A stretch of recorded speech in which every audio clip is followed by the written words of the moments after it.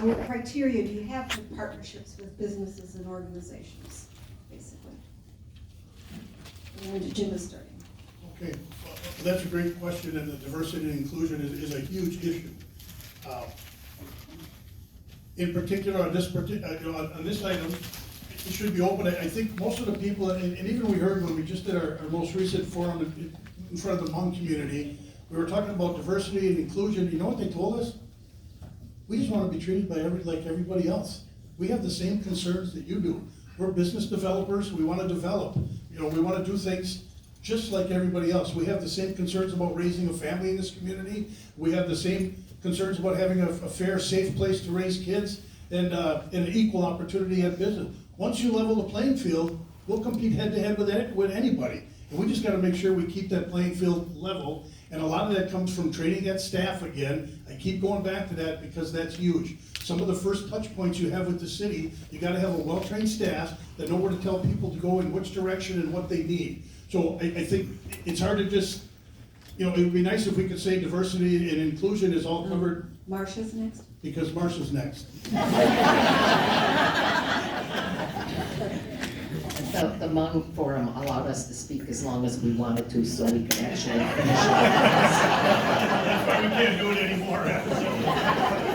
A long time ago, I suggested a business incubator in the lower part of the Prangy building, and it turned out that the next mayor and the realtor put the Prangy building upstairs as a condo owner on 5 and 6, and probably something on the first. I didn't know what a business incubator was, and I only know a little bit about what I read, but they have them elsewhere. In today's news, there was something in Green Bay about a women's, 30 seconds, a women's business incubator. But I pictured sharing of telephone and secretarial and maybe getting some cheap rent from somebody, maybe the city or Appleton downtown. I don't think we have one yet, but you can go to technical school and learn how to operate a business. If you have money, you can start a business. The Hmong people, I learned the other day, most of them own houses now. They are citizens, they are voters, and they are very interested in business. Oriental peoples are very Thank you, capitalistic. Marcia. Oh, man.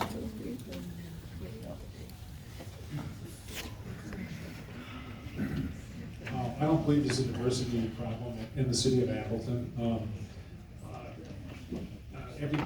I've been living here my whole life, and there's never been a diversity issue. I think that if you treat everybody the same and give them, with their talents and their backgrounds, that things are going to work out. I come from a sports background. And that sports is a national, it's a national language. If you can perform, you're going to be able to play because coaches want to succeed, and they're always going to play the best player. They're going to play the best players. I've noticed that I guess we just don't really have a problem with diversity here. If somebody's breaking the law as far as a rental, people aren't renting out to certain nationalities or something. They're exposed and they're held accountable for it. Can I ask you to repeat your question? Yes. Please, thank you. In terms of developing an economic development plan, how will you incorporate diversity and inclusion from both a resident and supplier perspective? What criteria do you have for partnerships with businesses and organizations? So I think one of the things that when meeting with Karen Nelson from our city is her Dignity and Respect campaign is moving into a next phase and really looking at creating a diversity and inclusion scorecard for our city. That scorecard, similar to Best of the Valley, would be implemented for all of our businesses, all of our local organizations, and anyone that wanted to do business with us. And then we would rate those businesses and offer that opportunity as a public display to say you're inclusive, you're part of our community, you're welcoming, and essentially it could also hold employers accountable to that. But I think the other piece that's related to that economic development and diversity and inclusion is getting people to work, getting people into our city, and that includes affordable transportation and essentially redoing much of our transportation, including the multimodal effect of bicycle cycling lanes and then looking at how much transit actually costs, bus systems, and then commuting people where they actually need to go rather than having just downtown. Jake?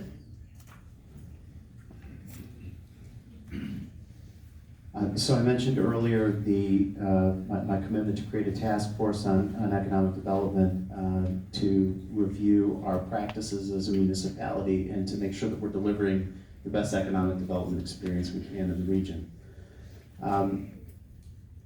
As a part of that, we need to listen to people. We need to listen to the people in our community who have either tried to do business or are aspiring to do business here. To hear their input and to learn from them what they need from the city to meet them where they are so that they can bring their vision to reality, to support that to the extent that's appropriate for the city. I also believe it's important that the city of Appleton conduct a comprehensive review of its policies and procedures to make sure that it's treating people equitably when they engage with the city of Appleton. So whether you're taking out a building permit or you're paying a parking ticket or you're applying for a job, you are treated equitably when you deal with the city of Appleton. I think as mayor, that's something that's a high priority for me. Chad? In my role doing communications for the city, I talk with a lot of employers, I talk with a lot of business owners. And if you talk with them, or you talk with partner organizations like New North or the Chamber of Commerce, diversity is one of the topics that always comes up. We want a diverse workforce here in our community. It's what attracts more people to come here. This is one of the things that is key for our organization, and it's key for a lot of different employers in our region. And they're looking to the city to lead on that, and that's one of the areas that I think we are very successful in the realm of diversity. Our diversity coordinator has done a lot of great work through the 20 plus years we've had that position. Our current diversity coordinator also has a number of programs and initiatives that are helping us as an organization become more diverse so that we can lead the way for other employers to follow suit. Eric? As far as economic development and diversity and inclusion go, I think everybody gets treated the same and everybody has the exact same opportunity.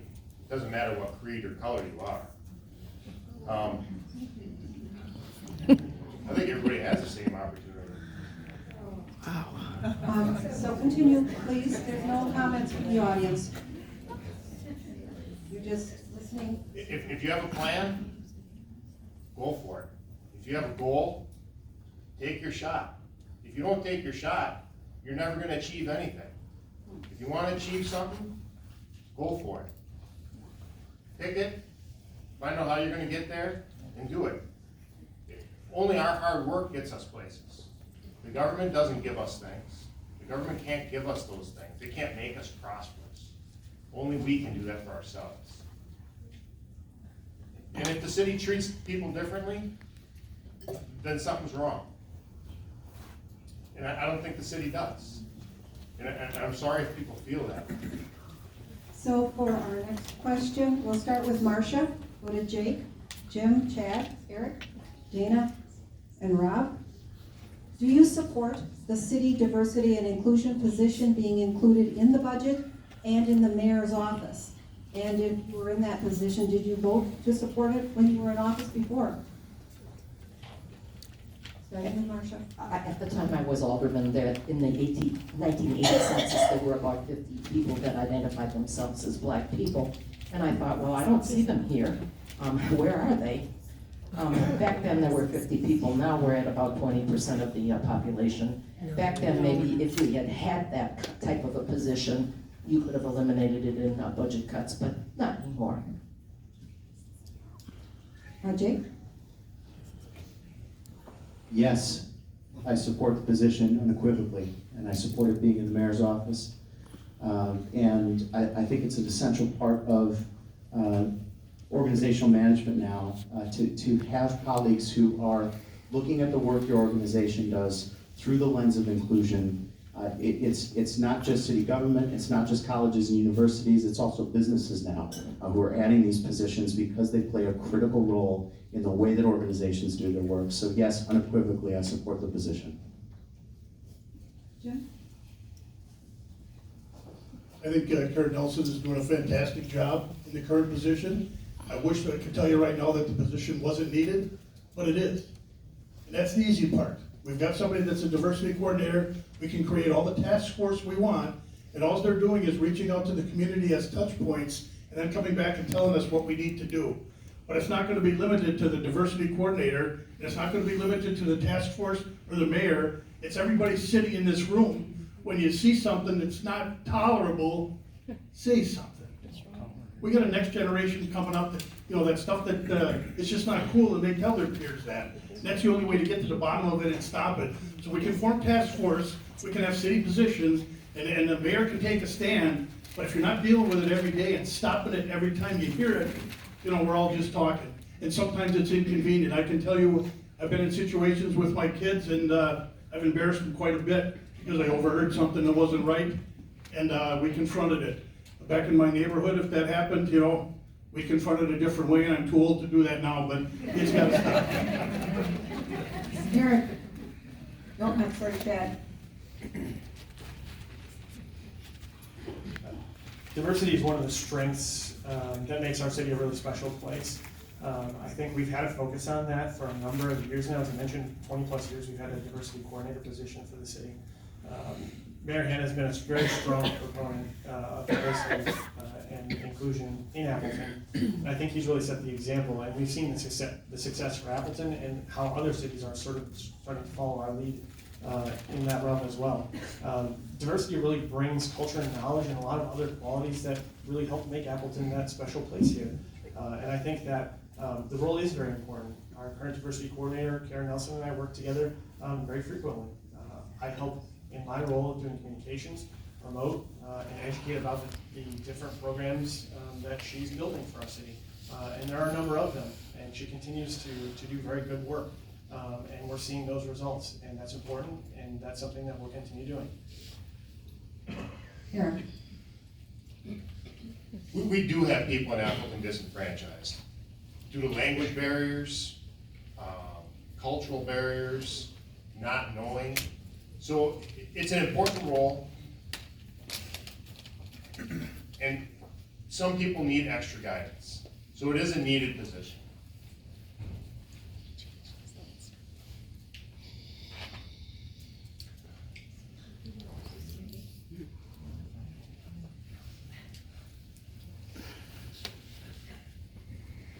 But I hope people know, regardless of where we came from or where we are, we all have the same freedom to do whatever we want. We all have the same freedoms as everybody else. Every person is equal. Thank you. She gave me one. Ms. Dana.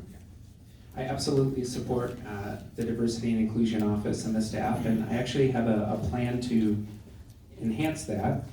I believe that every top 100 company in the world, including every city that's experiencing growth in population and economic development, has more diversity and inclusion as part of its core.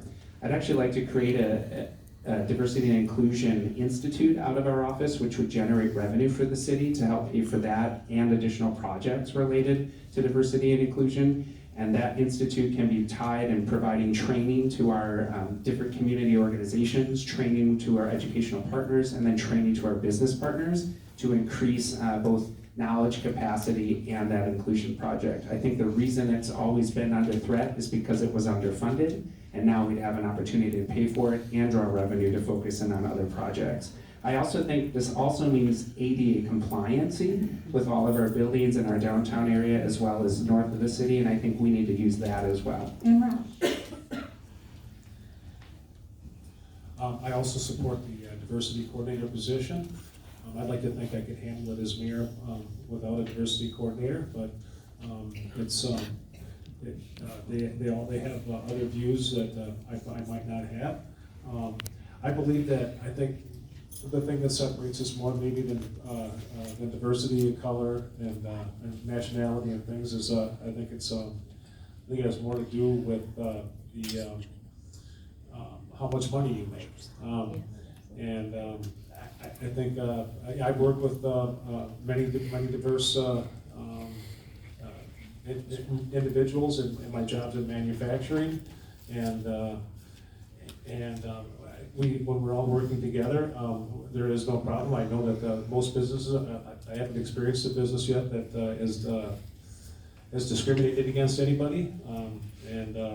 I've had no problem working with individuals of any nationality myself, so. Okay, thank you. For this round, we're gonna start with Chad, go to Jim, Rob, Dana, Marcia, Eric, and Jake. What is your history of supporting and your plan to support the lesbian, gay, bisexual, transgender, and queer community? Well, I think that that work starts in our Office of Diversity and Inclusion. That person is with the city for a reason, because that is that person's area of expertise. That's not my area of expertise. My area of expertise is in communication. I think that's a very important role for the, very important quality for the mayor to have. But I also think you need to know what your strengths are and what your weaknesses are. And that's not one of mine. It's not one of my strengths. But we have people for that. And so to me, that work really starts with working closely with our diversity coordinator who would help lead our staff in that effort. That's her area of expertise. And her role really for the city is helping our community as much as it is helping us, ensuring that we're making Appleton a diverse and welcoming place for everyone. Jim? Thank you. That's another very interesting question as it's put to us, and I gotta go back to another answer I had. Bullying or discrimination against anybody for any time is totally unacceptable. I just won't accept it, and again, I don't have a lot of experience, as Chad said. I've worked on other things. I do know some people, in that area.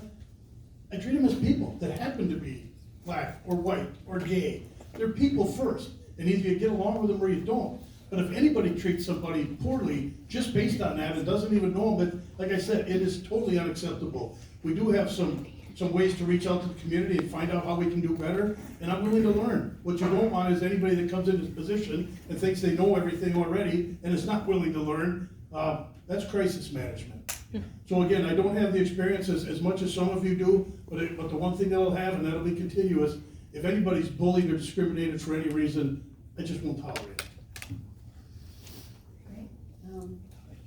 Rob?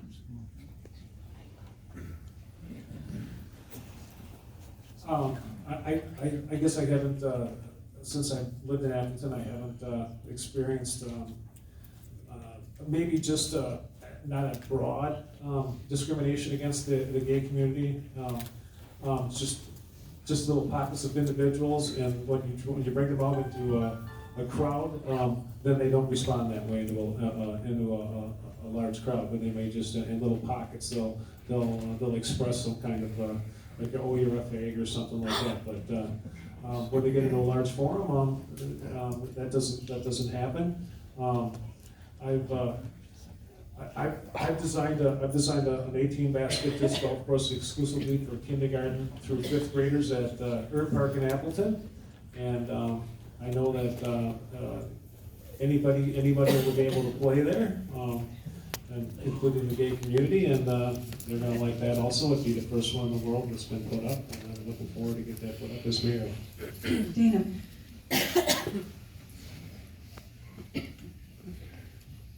I'll start with the fact that this evening while I was standing out reading, there was a gentleman telling me that I needed to repent my lifestyle. So that was, I wish you were there, Jim Clemens, to help me in that effort.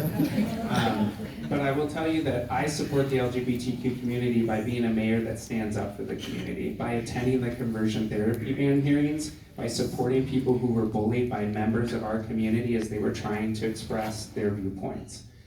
I support it by donating to causes. I support it by trying and walking with people and standing hand in hand. I support it by creating businesses and being part of the LGBTQ Chamber of Commerce and telling people they are welcome and safe in our city. I support it by being part of boards, by donating, by being part of charity functions, and by training people on LGBTQ inclusivity. And I know that that's just a part of who I am, but I do want you to know it is a priority for me because it is who I am. And it's a lot of different things related to how we manage our city. And I thank you for the opportunity.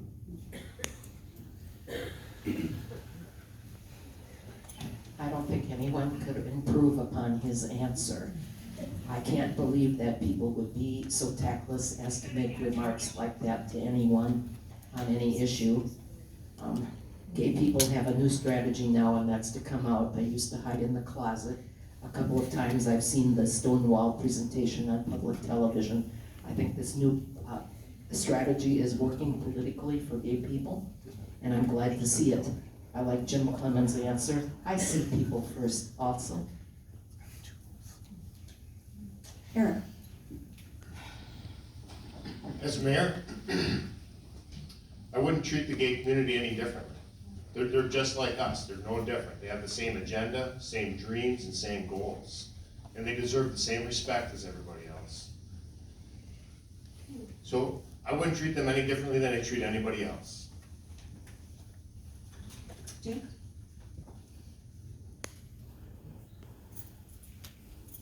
I just want to say that I'm proud to consider myself an ally, and I show that by using my roles, and I've used my roles in my life in student leadership and as a professional to help foster an environment where people can feel safe and welcome, and that's for all people, but specifically. As far as the LGBTQ community is concerned, I want all people to feel safe in our community. And in listening to people who've shared their experiences, and we heard an experience just now from a fellow candidate. We need to listen to people who are having these experiences, and we need to join in the work of standing up and looking out for the vulnerable in our community, and that is part of this work. Okay, for our next question, we'll start with Rob, Marcia, Chad, Jake, Eric, Jim, and Dana. What is your position about local law enforcement working with federal agents such as Immigration and Customs Enforcement, ICE, to aid with deportation of undocumented individuals?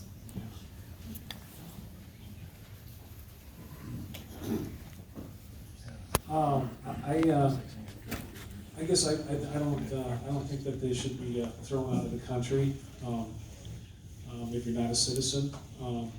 That shouldn't be the first question asked by local law enforcement. They're here to enforce the laws in the community, and that's what they should be doing when they pick somebody up for speeding or any other issue that breaking the law. As far as cooperating with federal law enforcement, I don't think they should cooperate in that regard at all. I think that federal law enforcement, if they would like, they want to find out who's illegal here or whatever, I don't think they should be able to force people to demand that to produce a card that says they are a resident of the United States of America. Thank you. Marcia was next. I feel very strongly that the police here, under my direction, would never work with ICE. I also think that we should have a universal driver's license, because the price of not having it means that you have drivers that maybe don't follow the rules of the road or don't know the rules of the road. So some states have it. I think we should all have it. It should not be an issue at the federal government.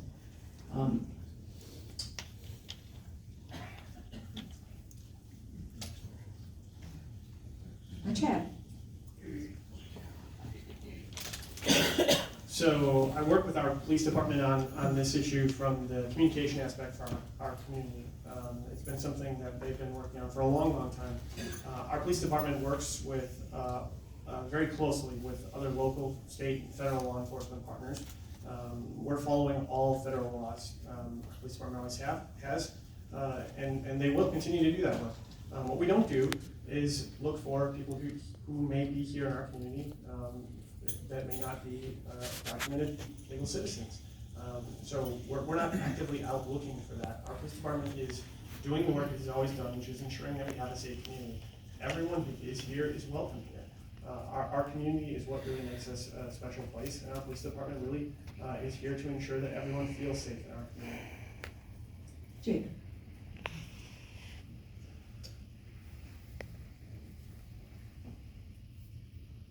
So I'm not in favor of Appleton Police Department participating in low priority immigration enforcement. I do think it's essential to comply with federal law. However, if you're here to contribute to this community and want to be a part of this community, I shouldn't be harassed by law enforcement. And if this is a priority of the federal government, then they should carry out that priority if that's their prerogative. But it shouldn't be put on, that burden should be put on local authorities to carry out those mandates. Eric? So the question is really, do I support illegal immigration? The question is, what is your position about local law enforcement working with federal agents, such as ICE, to aid with deportation of undocumented individuals? I don't support illegal immigration. I support legal immigration. I think people should go through the process. I think we should know who is coming into our borders and who are our neighbors. There are a lot of illegal immigrants in Appleton. A lot of them are great people. I wish our immigration system was faster and more expedited, but it's not. The mayor won't have the power to change that. If ICE needs to come here, that's the law. That's the federal law. That's the way it works. I regret that, especially if they've been in our community for a long time, if their children are going to school here, if they've made this their home. It's a very regretful thing that happens. But I can't change that. And I wouldn't fight a higher authority than the Appleton Police Department. Thank you. Jim? Yeah, I believe that our police officers, led by our police chief, should follow the law as written. But there's one thing that really, really troubles me, and that's, there's groups of individuals now, whether we want to close our eyes to it or not, but they're involved in child trafficking. They're here illegally, they're caught up in a living hell. And I don't want them to not cooperate with the police for fear of deportation. So we've got to work through that. They need to be able to cooperate and get rid of the real problem, and still feel comfortable enough. What these girls and boys and children are going through right now is just horrible. And you don't see a lot of it, but it's here. It really is. So as far as following the law, absolutely. The police should be able to cooperate with federal, state, and other law enforcement. But we've got to find a way to fix this problem. It's huge. And I don't want them not coming forward for fear of deportation. They got a story to tell, and they got some people that need to be put behind bars. Thank you. Dana?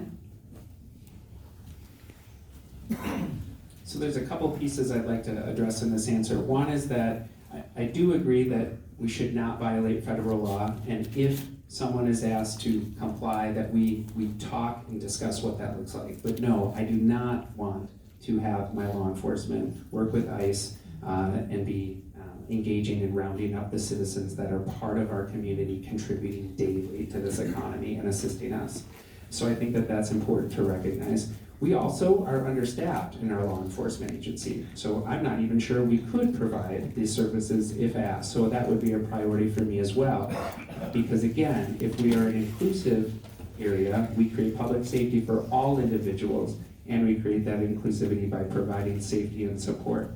I also think Common Council has a say in this, and they have an opportunity to create different ordinances or policies related to this. And however that was presented based on voters, I would support whatever that was drafted. Okay, for this next question, I've got a little introduction because this is a question that came from the Appleton community, and it is the reality for the individuals who are asking this question. So I'm going to preface it with that. Like many other cities, Appleton has seen a rise in racial, economic, education, health, housing, and social justice disparities for the underserved and overlooked populations. As the City of Appleton's mayor, what will you do to intentionally dismantle racist and non-inclusive structures and systems? Eric, Chad, Dana, Jim, Rob, Jake, and Marcia. As the mayor of Appleton, what will I do to dismantle racist and non-inclusive structures? Yes. And systems? Well, if I was made aware of any racist or non-inclusive structure or system, I guess I would look at it and I would wonder why it's there. I'm not aware of anything in the city at this time that is racist or non-inclusive. But if it was built, if somebody put something up that was hateful, I would take it down as fast as possible. I would find out who put it up and why they put it up. I wouldn't tolerate it. Chad? Well, there's a lot in that question, certainly. I think the way to really answer that from the mayor's role is that we lead by example. The city's role is to provide opportunity for everyone in our community to be successful. So we do that in a number of different ways through housing initiatives, through making Appleton a safe community for everyone with our police department, the way that we provide different levels of service to people in our community. Again, back to our diversity coordinator and the work that we do in the diversity realm there, and working with partner agencies in the community at various different levels. This isn't really a problem per se for the mayor and the city to fix. This is a problem for our community. We are not going to be successful as a community unless everyone in our community is successful. So we need to work together, all of us together, to solve those types of issues. Dana? As a mayor, I think you have to be the beacon, a calling card, someone that stands up and says, these are issues that we face, and we're going to use every piece of our strength to be able to address that issue. So again, working with diversity and inclusion, having conversations, being the beacon and say, we're gonna have conversations in our community and talk about race. We're gonna talk about the discrimination that's occurring. We also get a lot of complaints as a city. So being able to resolve those complaints and be able to hold landlords accountable for, inequitable process. We're actually gonna have to handle complaints regarding business owners or people that do not treat customers with the same dignity and respect, and be able to address those complaints. So in essence, being able to have conversation and educate, support those who have been wronged, and then improve the way in which we have those conversations so that people feel welcome, and then holding them accountable when they actually decide to discriminate. Jim? I gotta tell you, that type of thinking just baffles me. I don't understand how people can think that way about other people, for any reason. Again, the diversity coordinator, any of these task force, anything you wanna do, they're touch points. They're gonna come back to us and make us more aware of the problem. And when you deal with bigots and people that are like that, shine a bright light. Shine a bright light, let them stand up and let everybody else see what's doing, and that's the only way. We collectively can fight it. Individually, I'm not just gonna, put it on the diversity coordinator. Let's have a task force, they meet a couple times. What action comes of it? And again, this thing just totally baffles me. I don't understand for the life of me how people can do that or treat other people like that, regardless. Now, the other hard part that you're gonna find, even some of you that preach tolerance, when somebody's up talking about something you don't agree with, everyone gets pretty heated in a hurry too. So we need to listen to each other from all sides. But again, I hate to keep going back to the same point. It's just unacceptable to treat people like that. And it's not coming from your government, it's gotta come from you. Rob is next.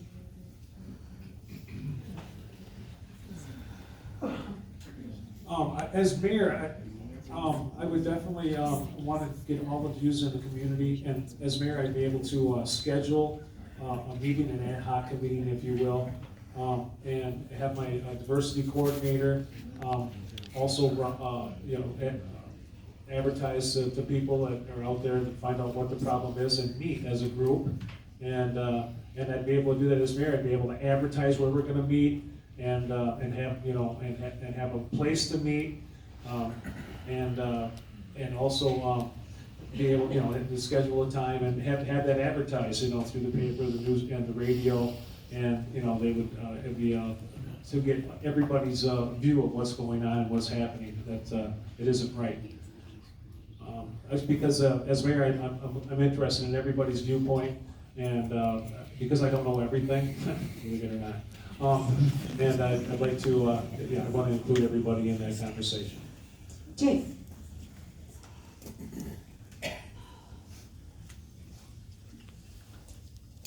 So I talked a little bit earlier about the importance of the city taking an inward look when it comes to issues of equity and making sure that it delivers an equitable experience. And when we talk about systemic issues, I think it's important to recognize that systems yield results. And so if we're not happy with the results that a system is yielding, then we need to take a serious look at it. We need to gather data, and we need to take action, and we need to measure results. And I think that's an important process to undertake in any case, but particularly when it comes to social justice, but making sure that people in our community are treated equitably. It's also important to listen to people. I've been saying that over the course of this evening, but it's really important to listen to people when we go through that process of gathering data and to use that data and information to drive the change that we'd like to see in our community. Marcia? Very tough question. I've been in courses where this was largely the topic, especially when you talk about structures and systems. Ask about affordable housing or low-income housing. Very complex issue. Do you remember the redlining case in Milwaukee where the insurance and the bankers would not lend in certain areas? And finally, American Family was found at fault and had to spend a whole lot of money on advertising. So now you see their advertising aimed largely at minority people. Are you aware that there were hangings in Wisconsin until about the 1920s when usually black men and white women got together? The famous case is Virginia v. Loving, where they got married in another state. They came home to visit, and it was illegal to live together in their state. This is 1920, that's pretty recent, I would say. Do you know there are deed restrictions in Wisconsin where you are not allowed to sell your property? That's ignored now, but if I pick a jury. Marcia, thank you for your summary of some of the things that have happened in the past. I value that. We realize it's important case law. I get that. We need to move on. So in this next round, we're going to start with Jake, go to Rob, Chad, Dana, Eric, Marcia, and Jim. Will you commit to reducing or eliminating Appleton's greenhouse gas emissions by producing local